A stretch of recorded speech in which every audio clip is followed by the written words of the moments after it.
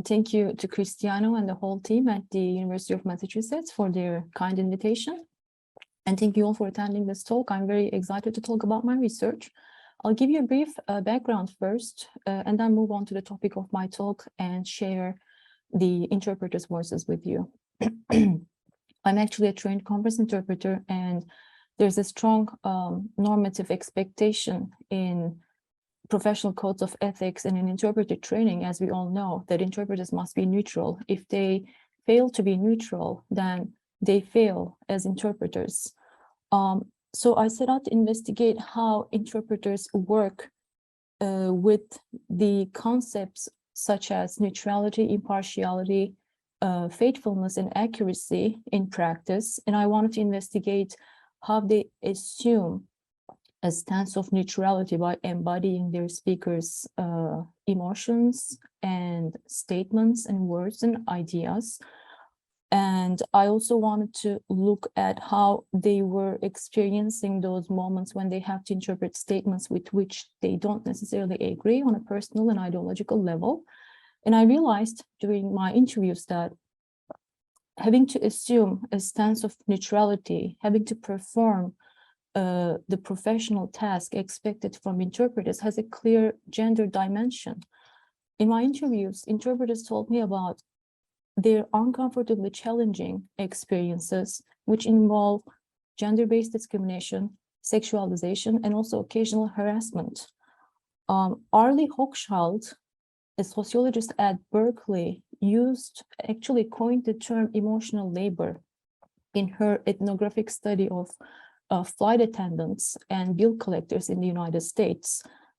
And according to her, emotional labor involves displaying emotions one does not necessarily feel in order to meet the professional requirements of their jobs. So I'm using Hochschild's concept to analyze the professional role of interpreters and as well as its gendered nature, because emotional labor and its gendered nature actually came across in my interviews as a topic that I had not fully anticipated. So interpreters' narratives led me to frame their experiences by drawing on feminist standpoints and also theories of resistance.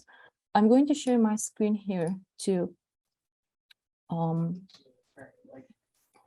so that you could follow the talk easily.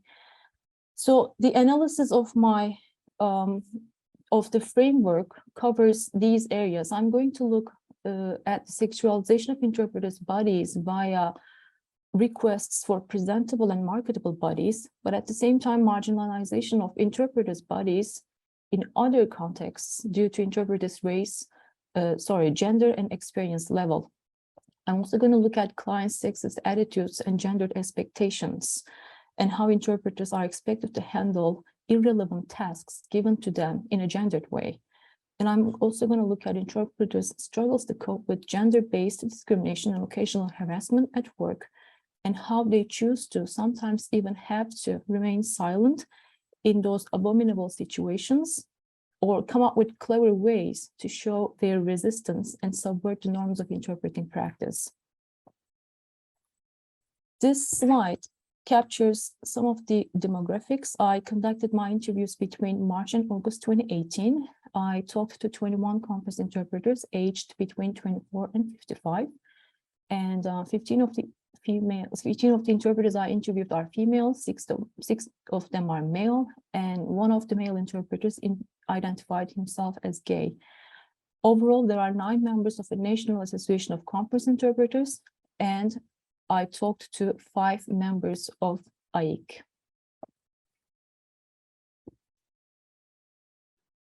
I'd like to say a few words about emotional labor without going into so many details, but Hochschild defines emotional labor as the management of feeling to create publicly observable facial and bodily display.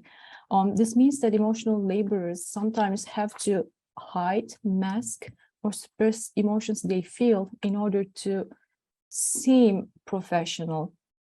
And according to Hochschild, again, those who perform emotional labor can become estranged or alienated from an aspect of self either the body or the margins of the soul that is used to do the work. So this means that emotional laborers can become alienated from their own personal characteristics. In the case of gendered emotional labor, female emotional laborers can become alienated from their feminine characteristics. I have concluded in my interviews that emotional labor is actually at the service of the interpreter's professional role. Neutrality and or impartiality is not actually what interpreters perform, but it is what many think they display in their performances. A majority of interpreters gave me examples of how they govern themselves emotionally in order to achieve a neutral seeming performance. And female interpreters find themselves in situations in which they have to act like nice and friendly service workers.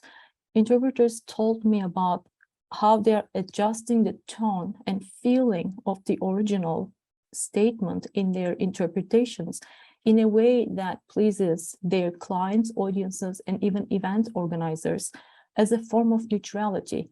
And they mentioned taking care of their clients' emotions and their speakers' emotions as a form of fidelity.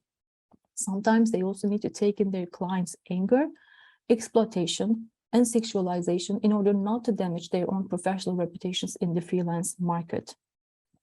Hochschild believes that women possess far less independent access to money, power, authority, and status in society, and contends that the way we govern our emotions has to do with the way that boys and girls are raised in their childhood. So while girls are reminded of their fragile status and encouraged to use their bodies and minds in a feminine way, boys are motivated to man up. Consequently, on the whole, according to Hochschild, women tend to specialize in the flight attendant side of emotional labor and men in the bill collection side of it. This means that women are expected to show positive emotions, while men are thought to be much better at showing negative emotions. In the case of showing negative emotions, however, women are taught to manage expression and feeling not only better, but more often than men do. And women are expected to suppress their negative feelings and emotions, while it is normal and even encouraged for men to show negative expressions and feelings of anger, for instance. It is considered more manly to show anger.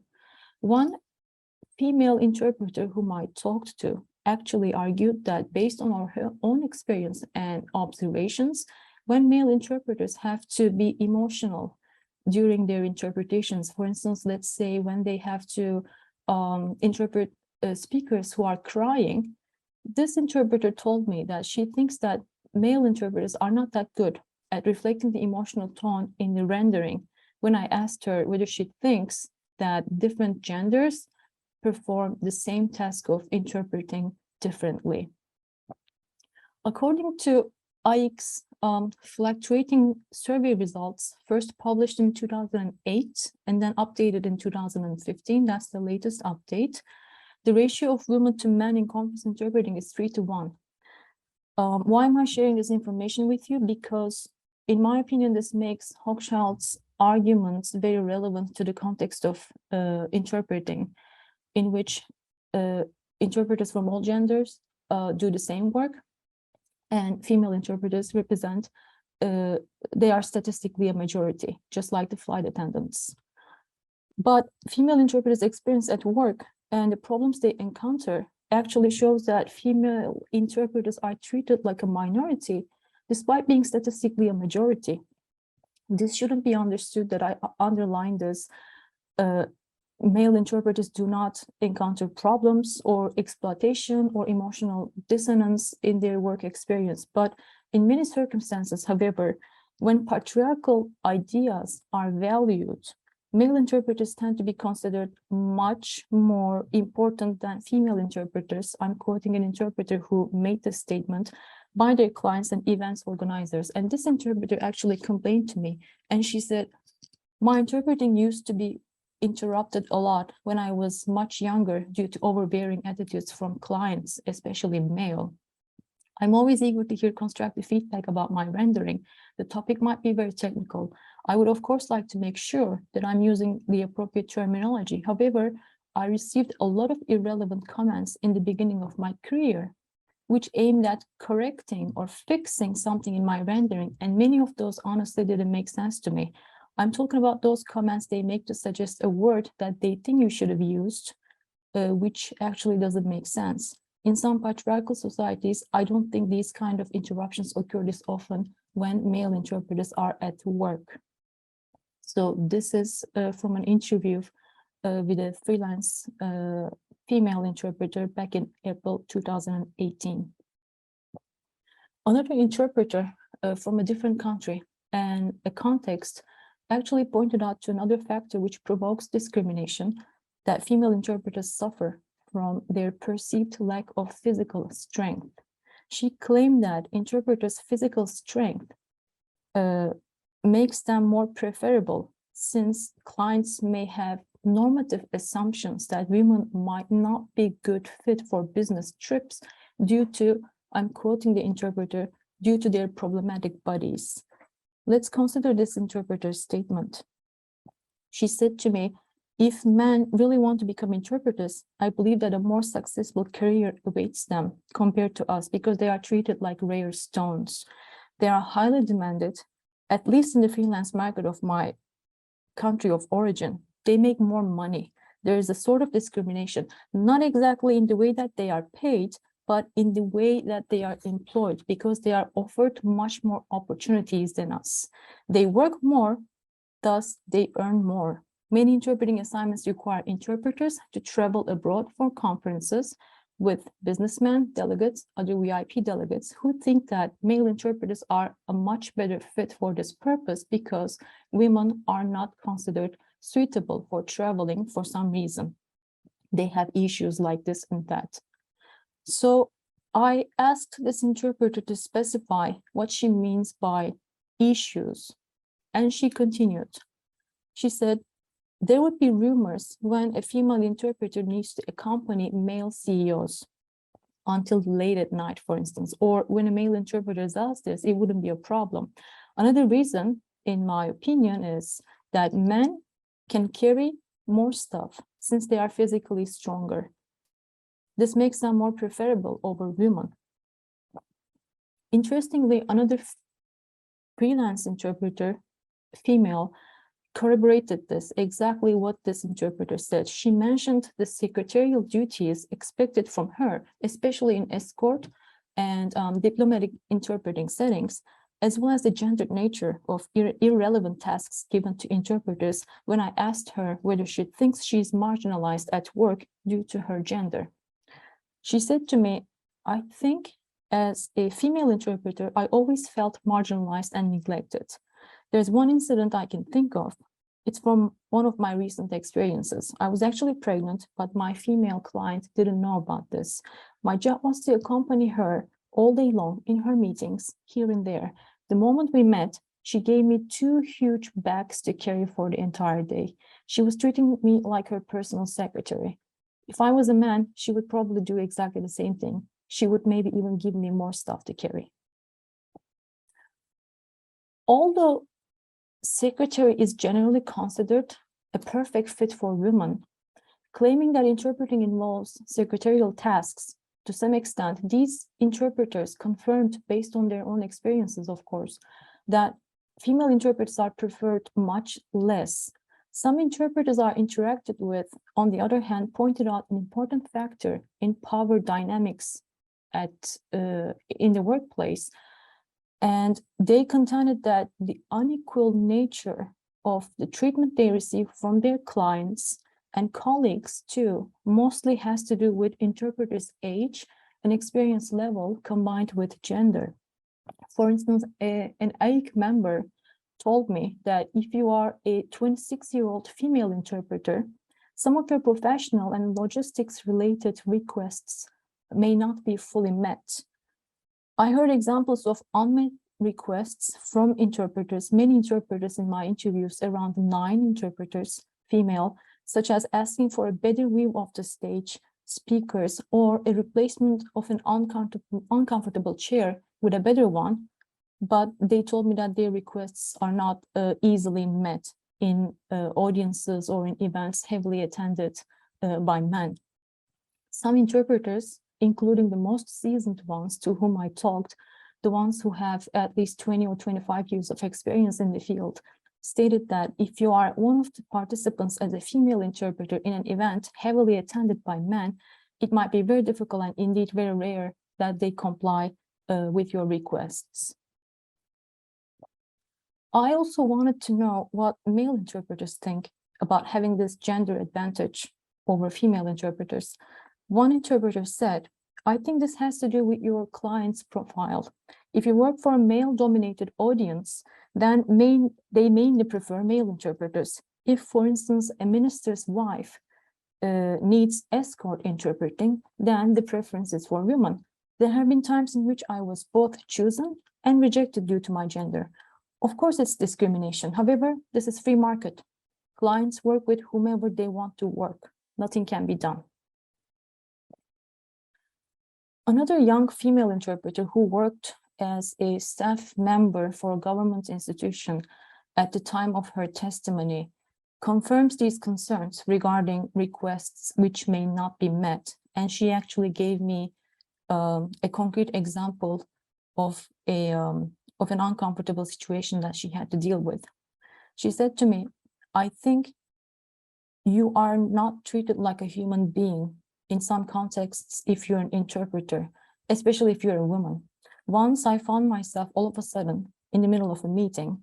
Two high-level delegations ran into each other in the hallway and decided to have a short bilateral meeting in an available room nearby in the hotel. I had to sit down with them too, so I kindly asked for a chair.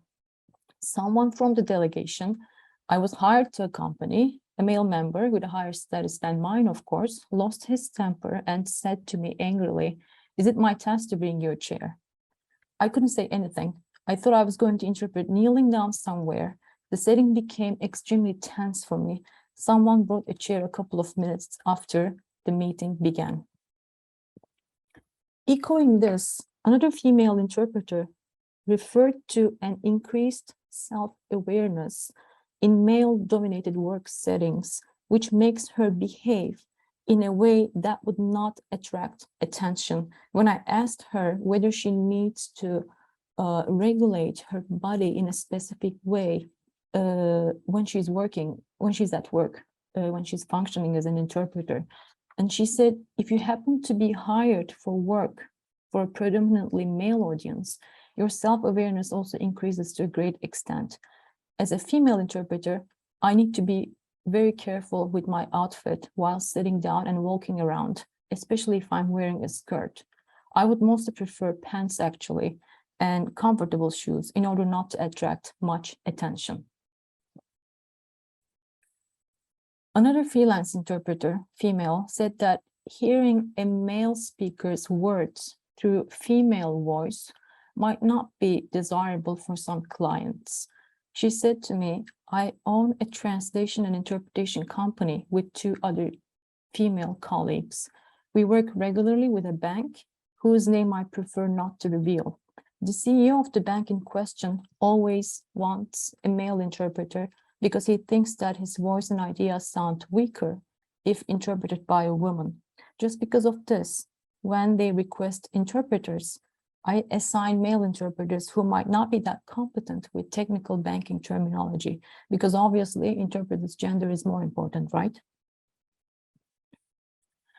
The mistaken assumption of male speakers sounding weak when interpreted by women is actually not new and has existed since the very early days of conference interpreting, more precisely since the Nuremberg Trials in 1945 after the World War II.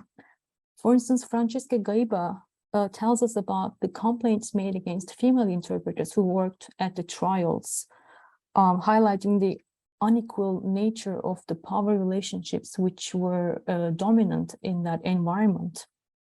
In a similar way, Joseph Persico talks about feminine weaknesses and writes that gruff German generals were interpreted by young women with chirpy little voices, diminishing the power of the witness's testimony. Following Karl Marx, many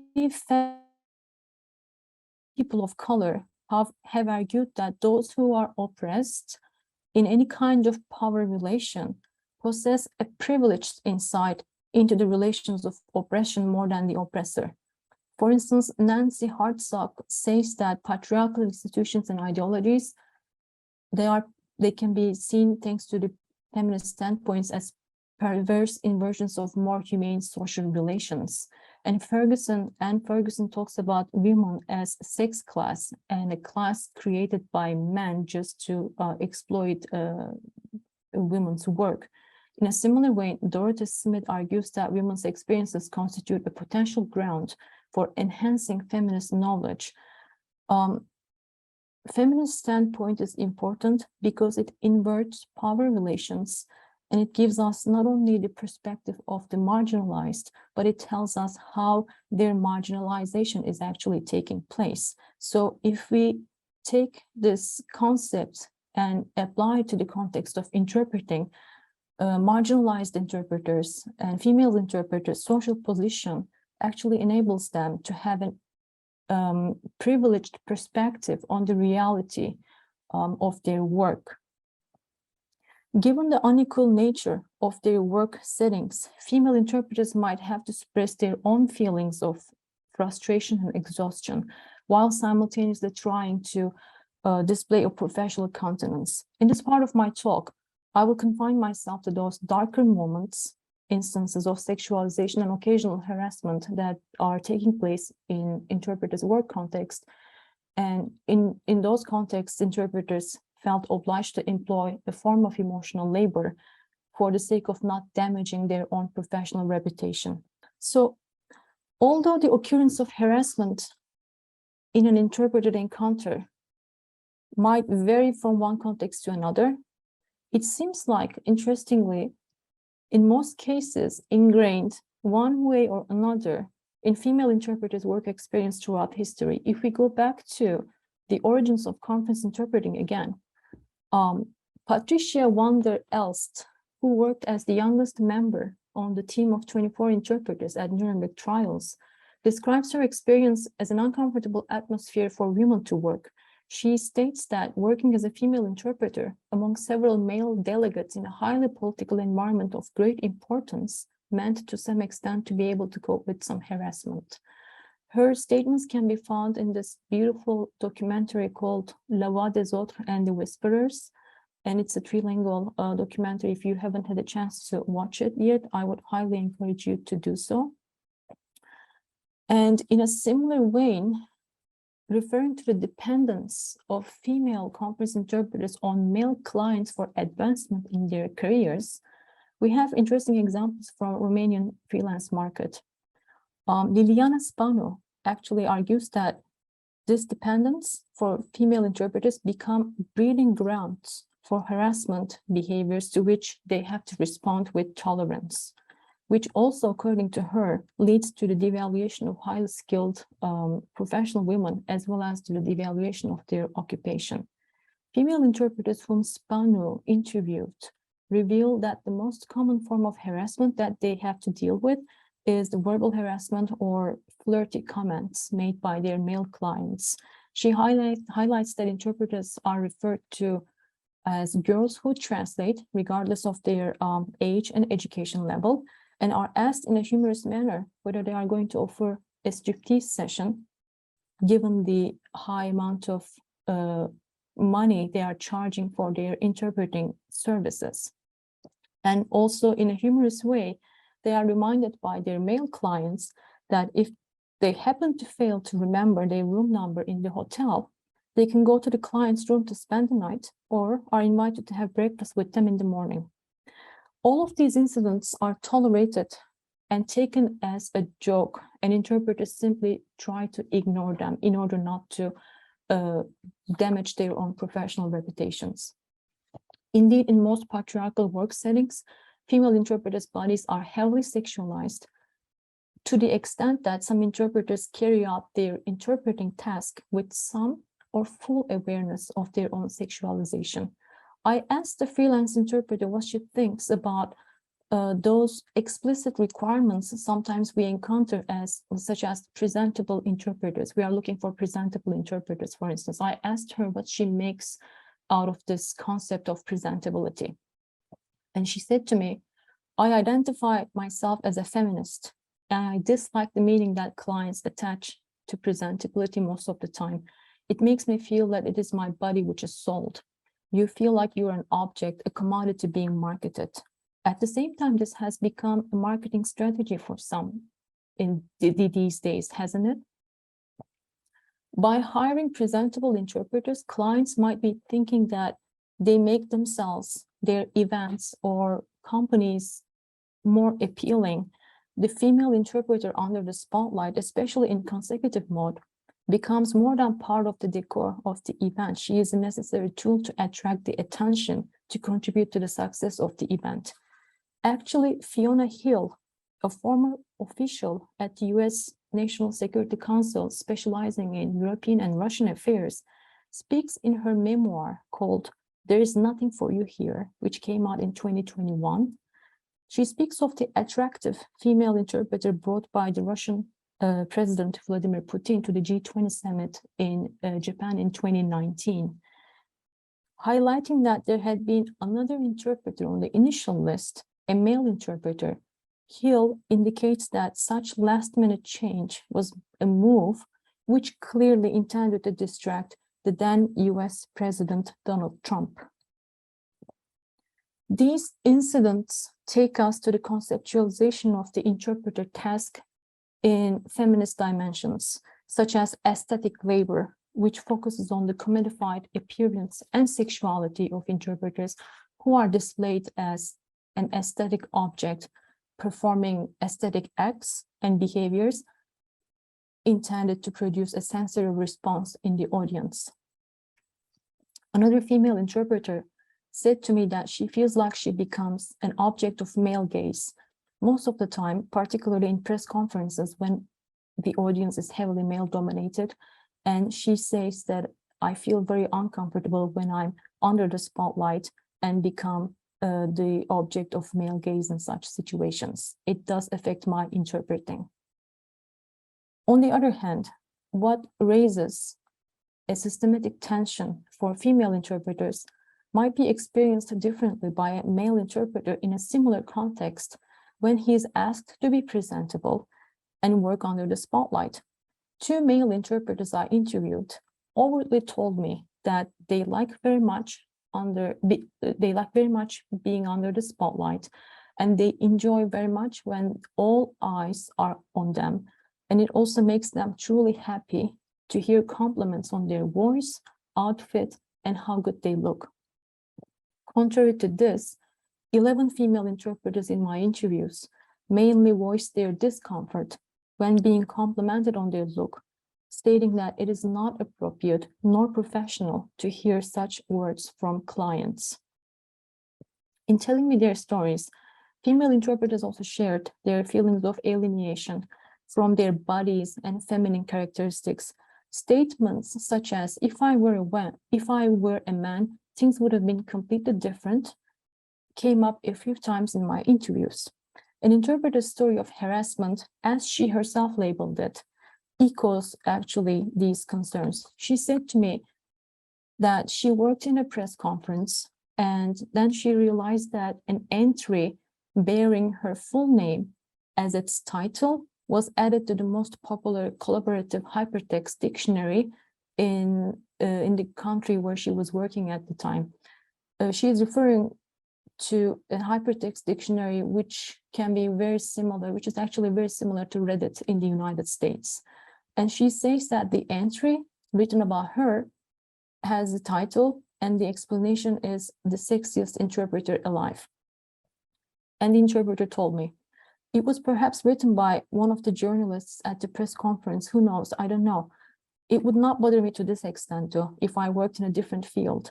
Moreover, things would have been also completely different if I were a man, because when my clients search my name on Google before hiring me, It is the sexiest interpreter alive that shows up somewhere in their search results. This may become an obstacle for my career at some point. It's sort of harassment. If we go back to Hochschild's arguments, she argues that we will more often react to subordination by making defensive use of sexual beauty, charm, and relational skills. For them, it is these capacities that they become most vulnerable with to commercial exploitation. And also it is these capacities that they are most likely to become estranged from. On the other hand, being male or being perceived as male might not be always enough to survive in contexts colored by gendered discourses. One of the interpreters I interviewed, as I said before, identified himself as gay, and he provided me with an anecdotal account of how he resisted an unacceptable demand of an oppressive client when I asked him whether he thinks he's marginalized at work just due to his position as interpreter. And he said to me, sorry, there have been times when I'm marginalized, I'm gay, I don't reveal my sexual orientation everywhere I go, of course. However, in many cases, I guess, I handle some people and some situations with kid gloves. I behave in an extremely kind manner. This has to do with my personality though, not with my sexual identity. I might be looking more polite and delicate compared to an average heterosexual man. Because of this, clients create some sort of levity, which they could not normally do if I were a heterosexual, but very masculine looking interpreter. I asked him whether he had a concrete example of what he was describing. He indeed gave me an example. And he told me about an incident in which he was working in simultaneous mode by himself because it was just a 1-hour meeting, it was very short. And despite that, his client came to his booth and attempted to leave an audio recorder in the booth. So despite working by himself, this interpreter said that he pressed on the mute button and then turned to the client and said, I'm sorry, I can't accept being recorded due to copyright issues. Later, he said they had a press conference, and then he had to work in consecutive mode. Again, the same client goes next to this interpreter and attempts to show the audio recorder on his face. There was a coffee break after the press conference, and the interpreter told me, I wanted to go and speak with the client to explain the situation. My intention was definitely not to say sorry at all.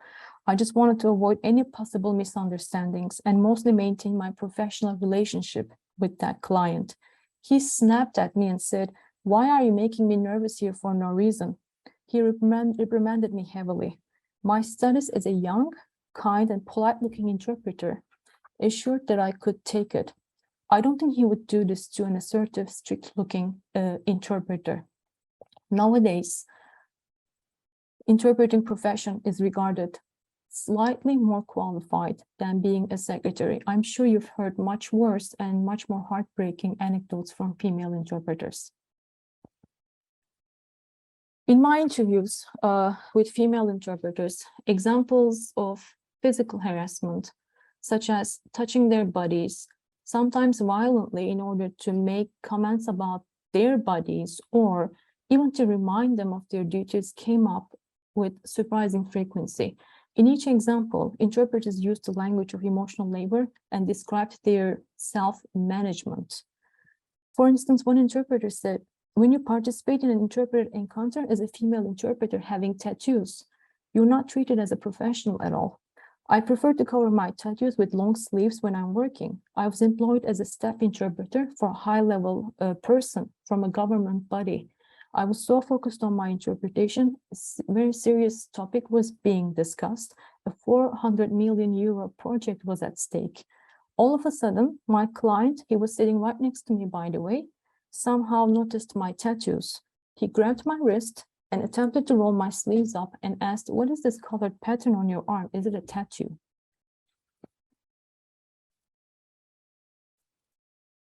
And then I asked this interpreter what happened. She said she couldn't raise her voice. She couldn't say anything. She said, can you imagine? He touches my body out of the blue when I'm in the middle of my interpreting. Isn't this harassment? Another interpreter also mentioned an unwanted physical touch. She said that there was a press conference held at the company headquarters where she works as a staff interpreter. They were two in the booth, a female and a male interpreter, but they had some technical problems. So microphone didn't work. Because of these technical issues, the organizers decided to switch to consecutive mode. So the female interpreter was tasked to do the consecutive interpretation on stage. She said, I left the booth, started to walk towards the stage. I had to go through a huge crowd to reach the podium. I was also being cautious because I didn't want to pass in front of the cameras. The person working at the public relations department of our company pushed me from my back abruptly towards the stage in a way that indicates that I needed to hurry up. I find myself in the middle of the stage all of a sudden and had to find a seat for myself near the speakers. I hate being touched like this. It's definitely harassment. She did that to me in front of everybody, and it just made me feel very horrible. I think here it's interesting to think that there might be some sort of ambiguity in clients' minds whether they are purchasing a service or a person as object. Just because of this, probably clients are also feeling entitled to the body that they are hiring for their interpreting services as well. One freelance interpreter described the situation as intrusion of personal space and indicated that there are actually ministers and high-level VIP people who do this to young female interpreters. I want to ask the question here. Is it always possible and desirable to eliminate negative emotions, even in contexts when interpreters find themselves working with clients who are unreasonable, abusive, and whose demands indeed run counter to interpreters' own personal values and professional moral standards? Here, I'd like to draw a link to Sarah Hoagland's Lesbian Ethics, which presupposes an agency, not a privileged agency, but an agency under oppression. So an agency under oppression can take various forms of sabotage and resistance. I think Hoagland's consideration of agency can be instrumental in eliminating the context of marginalized interpreters, because it is because of this very marginalization that a unique space of resistance emerges for interpreters. The most seasoned interpreter I interviewed, an AIC member, told me about her experience when offering sexual attractiveness, performing aesthetic labor, we can say, was required a crucial part of her interpreting assignment. She said, I was very young. There was going to be a factory inauguration ceremony outside the city, which I was based. It was a factory owned by a private company. I dressed formally, a jacket and sweatpants. Nevertheless, when I went there, my client said, you'll be on stage. I want you to wear miniskirt and high heels, please. His request made me so angry, and I told him, I think you're confusing me with a top model. I'm here for interpreting, not for modeling.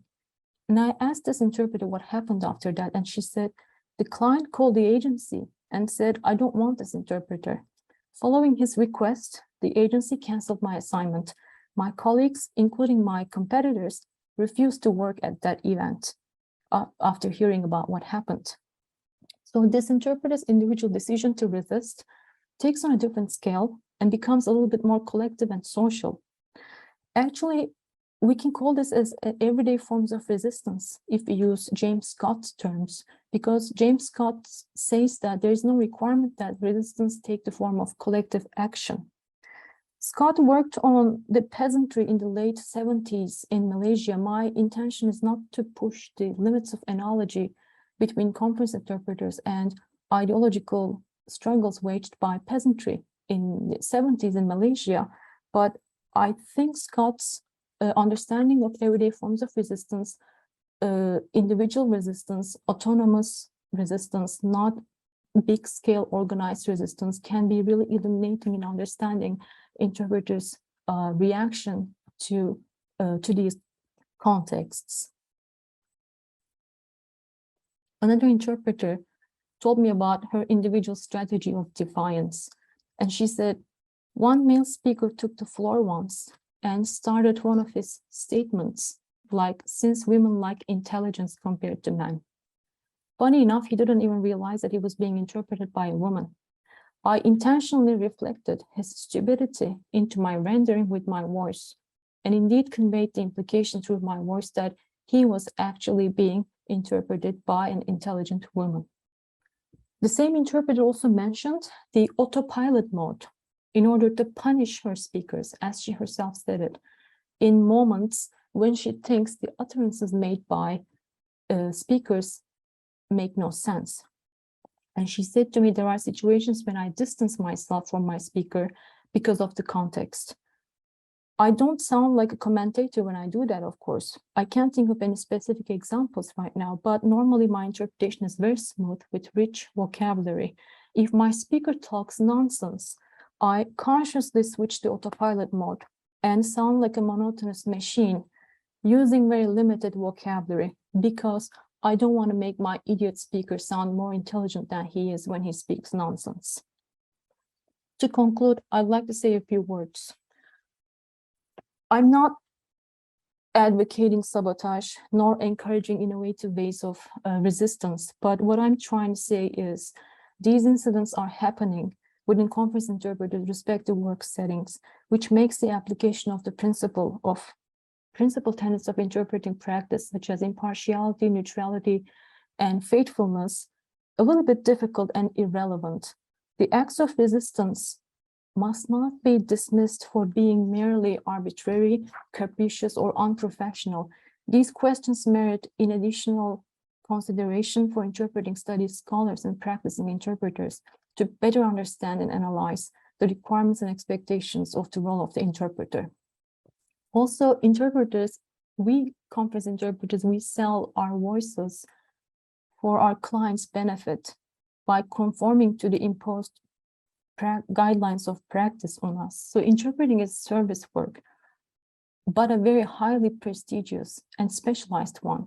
So approaching the interpreter's role using the sociological tools offered by emotional labor and standpoint theory offers more nuanced reading of the interpreter's task, changing the focus from the endless debates whether neutrality and impartiality is attainable or tenable. It provides valuable insights to construct a valid discussion on the reality of interpreters' work.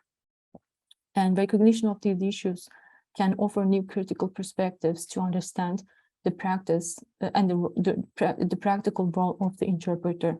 And I also believe that more analysis of interpreters' first-hand experience is needed. Interpreting training programs can educate future interpreters on these real issues, rather than simply imposing neutrality or impartiality on them as a form of mere acting. Policy recommendations in the face of abuse, exploitation, and harassment must also be addressed. Thank you very much. I welcome your questions and comments. Thank you.